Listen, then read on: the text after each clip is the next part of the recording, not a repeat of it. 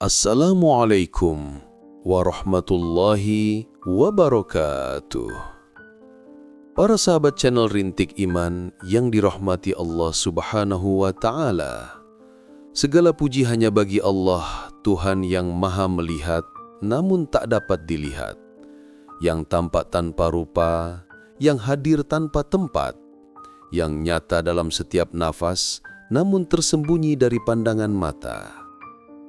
Salawat dan salam semoga tercurah kepada kekasih Allah Nabi Muhammad sallallahu alaihi wasallam yang membuka tabir makna ibadah, mengajarkan solat bukan sekedar gerakan, melainkan sebagai mi'raj cinta yang mendekatkan hamba kepada Tuhannya. Mengapa setelah takbir ruh tetap hampa dan setelah salam hati tetap gundah? Apakah karena Allah jauh? Ataukah karena hati kita yang tertutup? Ketahuilah saudaraku, solat itu bukan sekedar kewajiban kita. Ia adalah percakapan rahasia antara makhluk dan penciptanya. Ia adalah tangga menuju langit makrifat. Ia adalah tempat jiwa bermain dalam kehadiran Tuhannya. Tapi hanya jiwa yang bersih yang bisa masuk ke taman itu. Hanya ruh yang riyadhah yang bisa mencium harumnya. Para wali Allah tidak melihat solat seperti kebanyakan manusia. Bagi mereka, solat adalah waktu paling mereka rindukan. Saat itulah mereka seakan-akan melihat Allah bukan dengan mata, tetapi dengan hati yang telah dicuci dengan zikir, dibersihkan dengan taubat, dan disucikan dengan tangisan. Rasulullah Shallallahu Alaihi Wasallam bersabda dalam hadis yang sangat agung ketika ditanya oleh Jibril tentang apa itu ihsan. Maka Nabi menjawab, engkau menyembah Allah seakan-akan engkau melihat Allah, dan jika engkau tidak sanggup melihat Allah, maka ketahuilah bahwa Allah melihatmu. Hadis riwayat Bukhari Muslim. Ini bukan sebuah retorika. Ini bukan puisi spiritual. Ini adalah maqam, kedudukan tinggi dalam ibadah yang disebut oleh para arifin sebagai maqam musyahadah, maqam penyaksian. Dalam maqam ini, seorang hamba tidak lagi hanya sadar bahwa Allah ada, tetapi ia hadir dalam rasa, hadir dalam jiwa, hadir dalam setiap huruf yang dibacanya di dalam solat. Tanyakan pada dirimu sendiri, kapan terakhir kali engkau merasa Allah hadir dalam sujudmu? Bukan karena dunia, tapi karena merasa berada di hadapan Allah.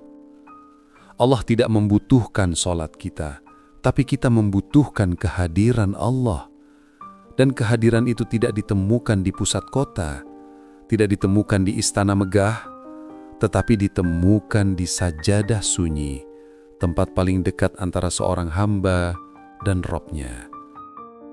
Rasulullah bersabda, tempat paling dekat antara seorang hamba dengan Tuhannya adalah ketika ia sujud. Rasulullah bersabda, tempat paling dekat antara seorang hamba dengan Tuhannya adalah ketika ia sujud. Hadis riwayat Muslim. Maka wahai hamba Allah, solat itu tidak berubah, tapi orang yang solat bisa berubah. Setiap takbir adalah kesempatan baru. Setiap sujud adalah jalan pulang. Bagaimana para wali menyambut solat? Syekh Abdul Qadir Al-Jailani ketika mendengar azan, tubuhnya gemetar, wajahnya pucat-pucatan. Ditanya oleh muridnya, mengapa engkau demikian wahai Syekh? Wahai Tuan Guru, maka beliau menjawab, bagaimana aku tidak gemetar? Bagaimana aku tidak pucat? Aku akan menghadap kepada Sang Raja yang Maha Besar. Bagaimana aku tidak gentar? Sementara kita seringkali berlari tergesa-gesa, menjadikan solat sebagai pelarian, bukan perjumpaan.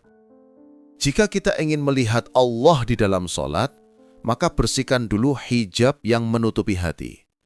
Ada 3 hijab utamanya.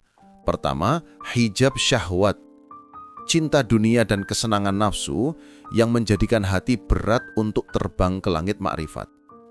Yang kedua, hijab ghafrah, yakni kelalaian. Terlalu banyak tertawa, terlalu banyak bicara, hingga hati akan menjadi keras. Yang ketiga, hijab junub, yakni dosa yang belum ditebus dengan taubat. Maka Imam Al-Haddad berkata, dosa adalah karat yang menghitamkan cermin hati. Jika ingin menyaksikan wajah Allah, bersihkan dulu cermin itu dengan istighfar dan tangisan. Sekali lagi, Imam Al-Haddad berkata, dosa adalah karat yang menghitamkan cermin hati. Jika ingin menyaksikan wajah Allah, bersihkan dulu cermin itu dengan istighfar dan tangisan. Maka jangan tunggu waktu luang untuk memperbaiki salat. Jadikan salat sebagai waktu terbaikmu dalam sehari.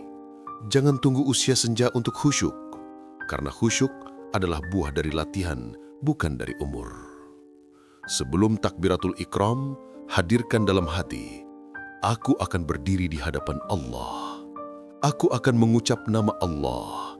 Aku akan bermunajat, dan Dia akan mendengarku. Lalu ketika membaca Al-Fatihah, sadari bahwa Allah sedang menjawab. Sebagaimana hadis qudsi menyebut, aku membagi solat antara aku dan hambaku menjadi 2 bagian. Kata Allah, ketika hambaku berkata, maka aku, kata Allah, menjawab, hambaku sungguh telah memujiku. Bayangkan jika kita menyadari ini, setiap kali membaca Al-Fatihah, tak akan ada satu huruf pun yang dibaca tergesa-gesa. Setiap ayat menjadi gerbang kehadiran, dan ketika sujud, tenggelamkan dirimu dalam keheningan. Suatu hari Rabia Al-Adawiyah sholat sepanjang malam. Saat sujud ia berdoa, "Ya Allah, bila aku menyembahmu karena takut akan nerakamu, bakarlah aku di neraka itu. Bila aku menyembahmu karena ingin surgamu, haramkan aku dari surgamu. Tapi jika aku menyembahmu karena engkau memang layak untuk disembah, maka jangan jauhkan aku dari hadiratmu." Inilah cinta, inilah ibadah, inilah makom para wali Allah. Mereka melihat Allah bukan karena mereka lebih hebat, tapi karena mereka lebih jujur dalam kerinduan mereka. Bersujud bukan untuk pahala, tapi untuk merasa dekat, merasa menangis. Mereka menangis bukan karena takut azab, tapi karena malu dicintai sedalam itu oleh Allah, sementara diri mereka penuh dengan kecacatan. Lalu bagaimana dengan kita, wahai saudaraku? Mari kita benahi salat kita bukan hanya bentuknya, tapi ruhnya. Mari kita bangun kembali hubungan dengan Allah lewat salat. Karena hanya dengan salat yang hidup, jiwa ini bisa merasa utuh. Allah Subhanahu wa Ta'ala berfirman, "Dan mintalah pertolongan dengan sabar dan solat. Sesungguhnya solat itu berat, kecuali bagi orang yang khusyuk." Surah Al-Baqarah ayat 45. Khusyuk bukan bawaan lahir. Ia adalah hasil daripada mujahadah, perjuangan. Berlatihlah setiap hari, setiap waktu, sedikit demi sedikit. Jadikan wudu sebagai penyucian batin. Jadikan azan sebagai panggilan rindu. Jadikan takbir sebagai awal daripada mikrojnya. Jadikan sujud sebagai tempat pulang. Dan bila engkau istiqomah, akan datang waktunya ketika hatimu tiba-tiba menangis saat membaca Iyyaka na'budu wa iyyaka nasta'in. Ketika tubuh menggigil saat sujud, ketika jiwamu seperti terangkat ke langit, itulah saat ketika engkau akan melihat Allah bukan dengan mata, tapi dengan hati, dengan cinta, dengan jiwa yang berserah. Maka, jangan pernah meremehkan satu rakaat pun, karena bisa jadi di rakaat ke-1000, engkau akan melihat apa yang belum pernah engkau lihat di rakaat-rakaat sebelumnya. Wahai hamba sahaya, salat adalah undangan Allah. Bila engkau datang dengan cinta, engkau akan pulang dengan cahaya. Dan orang yang telah melihat Allah dalam salatnya, dunia tak lagi bisa menipunya, nafsu tak lagi bisa menguasainya, dan kematian pun menjadi pertemuan yang ia nanti. karena ia tahu kekasihnya telah ia temui 5 kali dalam sehari, dan di akhirat kelak ia akan menemui Allah tanpa hijab, tanpa jarak, dan tanpa waktu. Ya Allah, jadikanlah solat kami sebagai nur, yakni cahaya. Jadikanlah sujud kami sebagai jalan untuk dekat denganmu. Jadikanlah hati kami mampu menyaksikan wajah-Mu ya Allah, dalam setiap rokaat dan setiap doa-doa kami.